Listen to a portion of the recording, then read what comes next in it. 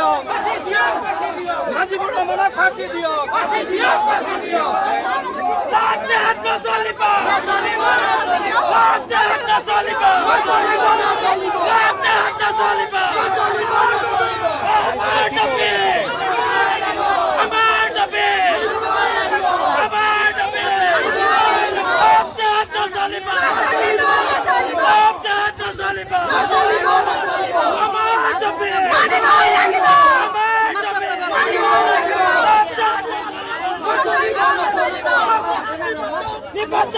হয় আপোনালোকে দেখিছে আজি গোলাঘাটৰ সচেতন সমাজে লৱ জেহাদী নাজিবুৰ ৰহমানক ফাঁচীৰ দিয়াৰ দাবীত সমবেত হৈছে এক প্ৰতিবাদী সমদল কৰিছে আমি অসমৰ মুখ্যমন্ত্ৰী মহোদয়ক অহা দেখিছিলোঁ আপোনালোকে দেখিছে ইমান প্ৰকৃতিৰ বৰষুণৰ মাজতো প্ৰতিকূল পৰিৱেশৰ মাজতো সকলো প্ৰতিবাদকাৰীয়ে শান্তিপূৰ্ণভাৱে এতিয়াও ন্যায় বিচাৰি সমদল কৰি আছে গতিকে সকলো ৰাইজক বা সমগ্ৰ অসম চৰকাৰক আমি অনুৰোধ কৰিছোঁ এই লৱ জেহাদী যিটো ঘটনা হৈছে এই লৱ জেহাদীক অতি শীঘ্ৰে ফাষ্ট ট্ৰেক আদালতত বিচাৰ কৰি ফাঁচি দিয়ক আৰু ভুক্তভোগী পৰিয়ালৰ যি নিৰাপত্তা সেয়া সুনিশ্চিত কৰক আৰু গোলাঘাটবাসী ৰাইজৰো নিৰাপত্তা সুনিশ্চিত কৰক।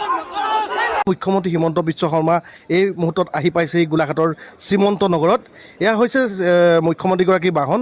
মুখ্যমন্ত্ৰীগৰাকী আমি পোনপটীয়াভাৱে দেখুৱাইছোঁ যে ৰাজ্যৰ মুখ্যমন্ত্ৰী হিমন্ত বিশ্ব শৰ্মা আহি পাইছেহি গোলাঘাটৰ শ্ৰীমন্ত নগৰত। লোমহৰ্ষক হত্যাকাণ্ডৰ যি একেটা পৰিয়ালৰ 3জন লোকক হত্যা কৰা হৈছিল, নাজিবুৰ ৰহমান নামৰ যি ঘাতকে হত্যা কৰিছিল, এই খবৰ ল'বলৈ আজি সংঘমিত্ৰা ঘোষৰ যি পৰিয়াল আছে অংকিতা ঘোষক আজি সাক্ষাৎ কৰিবলৈ ৰাজ্যৰ মুখ্যমন্ত্ৰী হিমন্ত বিশ্ব শৰ্মা আহি পাইছেহি। এয়া আমি পোনপটীয়াভাৱে দেখুৱাইছোঁ ইয়াৰ সামগ্ৰিক পৰিৱেশ। এয়া অংকিতা ঘোষৰ জেঠায়েকৰ বাসগৃহত ইতিমধ্যে মুখ্যমন্ত্ৰীগৰাকী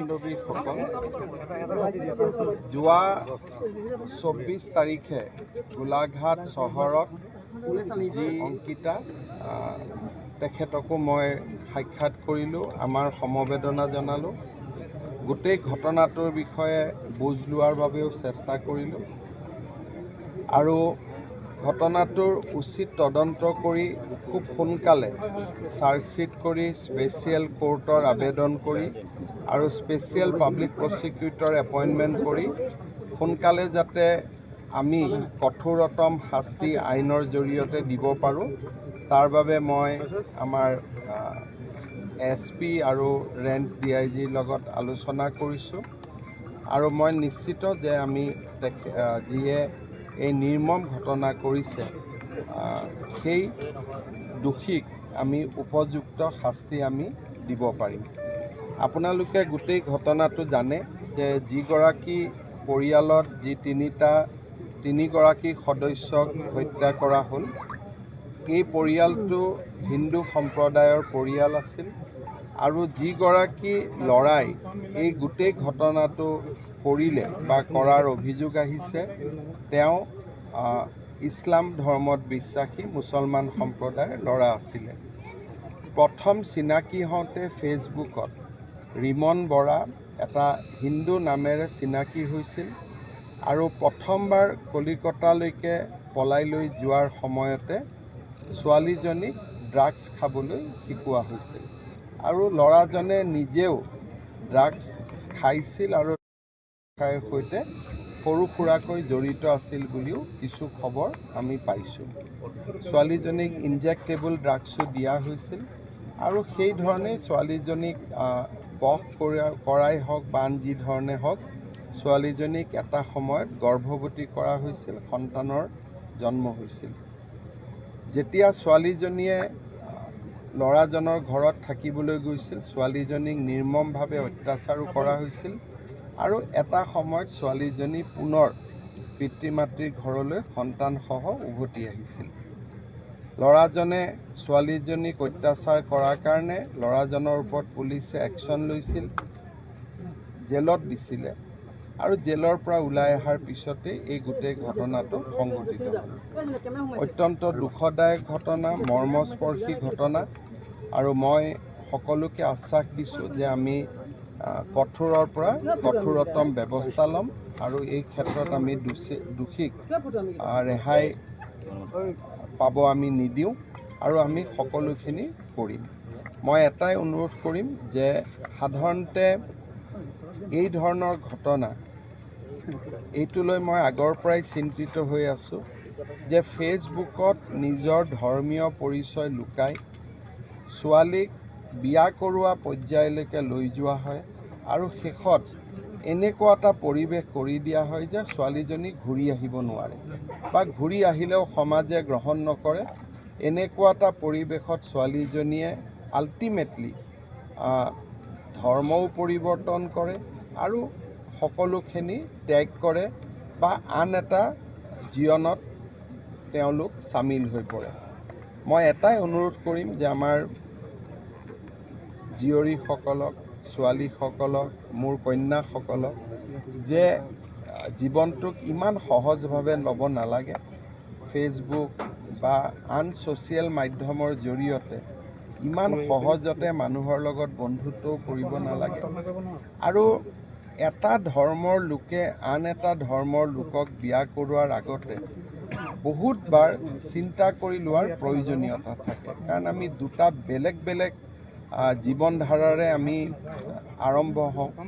ইছলাম ধৰ্মক বিশ্বাস কৰা লোকে মছজিদত ডাঙৰ দীঘল হয় নামাজ পঢ়ি, আমি দুৰ্গা পূজা, কালী পূজা, সত্ৰ নামঘৰত ডাঙৰ হওঁ।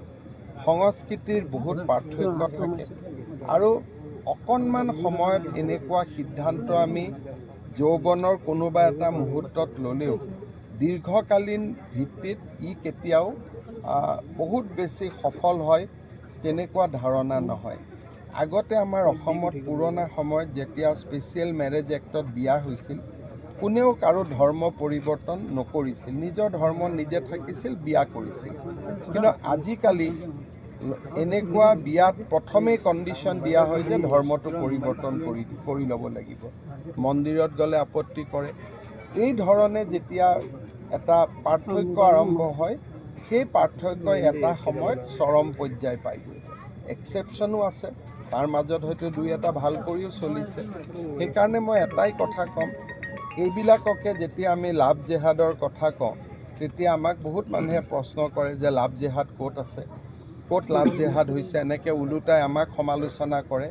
কিন্তু আজি গোলাঘাট চহৰৰ মাজমজিয়াৰ 3টা নিৰ্মম হত্যাকাণ্ডই আকৌ এবাৰ প্ৰমাণ কৰিলে যে লাভ জেহাদ এটা সত্য আৰু বাস্তৱ কনচেপ্ট। কেৰেলা ষ্টৰীৰ দৰে চিনেমাসমূহ মিছা নহয় আৰু আমাৰ দেউতাক মাকে নিজৰ ছোৱালীক বিশেষকৈ অকণমান বেছিকৈ যত্ন লওক আৰু আমাৰ সংস্কৃতিৰ সৈতে পৰিচয় কৰি ৰাখক, তাৰ বিষয়ে মই আজি আহ্বান জনাম। ঘটনাটোলৈকে মই আগতেই কৈছোঁ যে এই ঘটনাটোত মৃত ব্যক্তিৰ আমি জীৱন উভতাই দিব নোৱাৰোঁ, কিন্তু আমি ঘটনাৰ লগত জড়িত ব্যক্তিজনৰ বিৰুদ্ধে আমি কঠোৰতম শাস্তি দিয়াৰ ব্যৱস্থা কৰিম, তাক লৈ কোনো আমাৰ সন্দেহ নাই। কিন্তু ভৱিষ্যতে যাতে আমাৰ ৰাজ্যখনত এনেকুৱা ঘটনা নহয়, তাৰ বাবে মই সকলোকে চকু ৰাখিবৰ বাবে অনুৰোধ কৰিছোঁ।